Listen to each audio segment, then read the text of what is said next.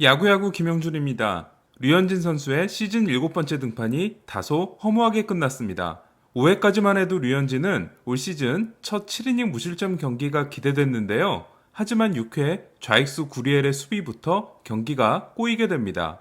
구리엘은 이글레시아스의 안타를 잡는 과정에서 삐끗했고 엉뚱한 곳으로 공을 던져 1사 1, 2루가 될 것이 1사 2, 3루가 되는데요. 하지만 구리엘의 플레이에는 실책이 기록되지 않습니다.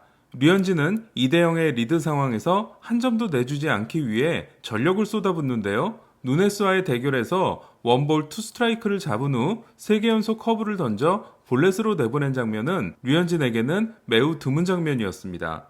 류현진이 1사 만루에서 세베리노를 삼진으로 잡아내고 마운트 캐슬에게 바깥쪽으로 완벽한 체인지업을 던져 3루 땅볼을 만들어낼 때까지만 해도 무실점으로 탈출하는 게 확실해 보였는데요. 하지만 수비에서 또 문제가 발생합니다.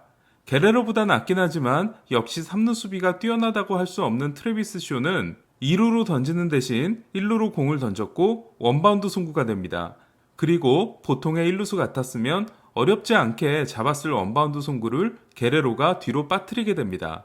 평소 게레로의 포구 능력을 생각하면 2루로 던졌어야 하는 장면이었습니다. 저는 여기서 당연히 쇼의 실책이라고 생각해 6이닝 무자책으로 영상을 준비하고 있었는데요. 하지만 베이스볼 서번트에서 구종별 피안타를 계산하고 있는데 이상하게도 7개가 아니라 8개인 겁니다. 그래서 뭐지? 하고 보니까 마운트 캐슬의 타구가 안타로 판정돼 무자책이 아니라 이자책이 되는 말도 안 되는 상황이 벌어진 거였습니다. 토론토 몬토요 감독은 이 부분에 대해 이의를 제기한다고 하는데요. 아무리 보고 또 봐도 안타로 줄 수 없는 그 플레이를 안타로 선언한 부분은 당연히 수정이 되어야 된다고 생각합니다. 그렇게 되면 류현진 선수의 평균 자책점은 3.16이 아니라 2.68로 낮아지게 됩니다. 오늘 경기는 설상가상으로 블론 세이브까지 일어났는데요. 류현진은 6회 말 토론토가 한 점을 내면서 승리 투수가 되는 듯 했지만 불펜에서 가장 믿을 수 있는 투수인 조던 로마노가 8회 동점 홈런을 내줌으로써 류현진은 마이애미전에 이어 올 시즌 두 번째로 승리가 불펜에 의해 날아갔습니다.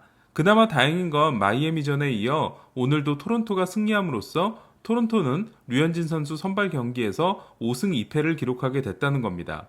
사실 오늘 같은 내용은 류현진 선수가 토론토로 이적할 때부터 예상된 장면이었는데요. 지난해 다저스 수비진도 문제를 일으킬 때가 있었지만 토론토 수비진의 불안함은 그와 차원이 다르기 때문이었습니다. 그나마 게레로가 3루를 보는 최악의 상황은 피했지만 게레로가 1루에 있는 한 안정적인 내야 수비는 기대하기가 쉽지 않다고 생각합니다. 제가 지난 겨울부터 줄기차게 이야기하는 부분은 게레로는 하루빨리 지명타자에 고정이 되어야 한다고 생각합니다. 지난해 류현진은 평균자책점이 2.32인 반면 수비 무관 평균자책점인 FIP는 그보다 높은 3.10이었는데요. 0.78의 차이는 메이저리그에서 7번째로 컸습니다.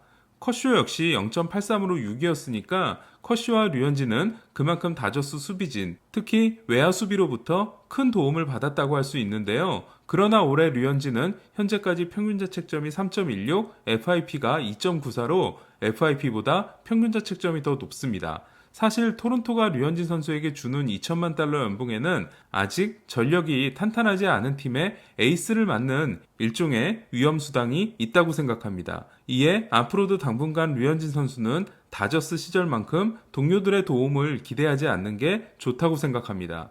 오늘 경기에서는 앞으로 류현진 경기에서 많이 볼 수 있는 장면이 하나 더 등장했는데요. 볼티모어가 9명 전원을 우타석에 들어서는 타자들로 구성한 거였습니다. 류현진은 메이저리그 데뷔 후 2017년까지 우타자 피안타율이 2할 4푼 7리인 반면 좌타자 피안타율이 2할 8푼 9리로 좌타자 피안타율이 더 높았는데요. 이는 체인지업이 주무기인 좌안의 숙명이기도 합니다. 반대로 슬라이더가 주무기인 좌안은 좌타자 피안타율보다 우타자 피안타율이 크게 높게 됩니다. 따라서 지금까지는 우타자를 많이 상대해야 하는 좌안 선발은 체인지업이 필수인 반면 상대적으로 좌타자를 더 많이 상대하는 좌안 불펜의 경우 슬라이더가 필수품이었습니다. 하지만 류현진에게는 큰 변화가 일어납니다. 바로 2017년 시즌 중반에 장착한 커터가 2018년부터 본격적으로 활약하기 시작한 거였습니다.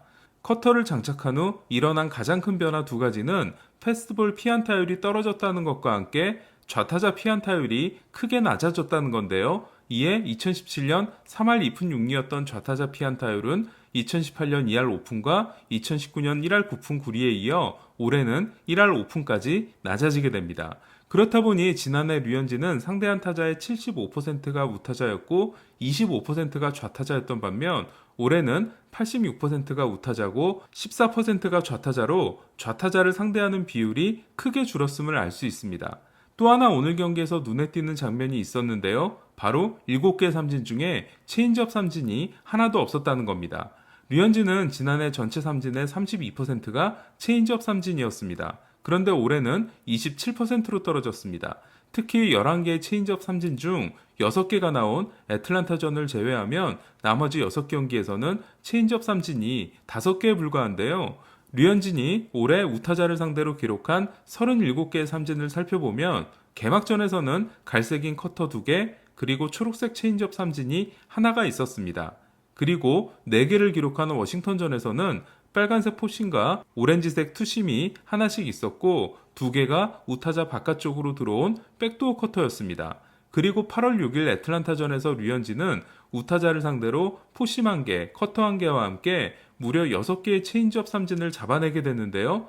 하지만 체인지업이 이렇게 맹위를 떨친 건 올해 이 경기가 유일합니다.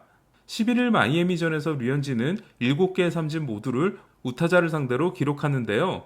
초록색 체인지업 삼진은 하나였고 갈색 커터가 2개, 빨간색 포심이 3개, 그리고 높게 들어온 커브 삼진이 하나 있었습니다. 그리고 땅볼 유도가 빛났던 첫 볼티모어전에서는 포심으로만 3개의 삼진을 잡습니다.